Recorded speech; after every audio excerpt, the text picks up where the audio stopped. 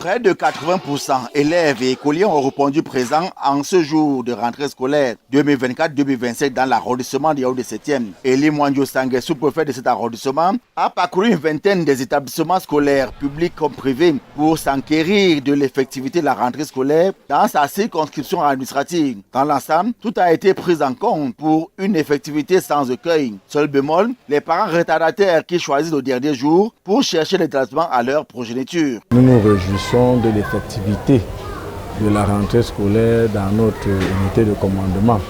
Nous voulons tout simplement profiter de cette tribune pour sensibiliser davantage les parents qui attendent le dernier jour pour inscrire leurs enfants ou bien pour leur trouver un cadre approprié pour l'instruction de leurs enfants.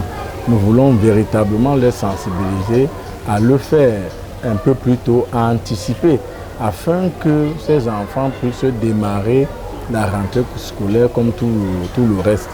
Dans la tournée du chef de l'arrondissement, le premier adjoint au maire de l'arrondissement de Yaoundé 7e et l'inspectrice de l'enseignement de base. Cette dernière apprécie à sa juste mesure le début des cours qui est effectif dans les établissements visités. Le premier constat, c'est l'effectivité de la rentrée qui est respectée à Yaoundé 7e.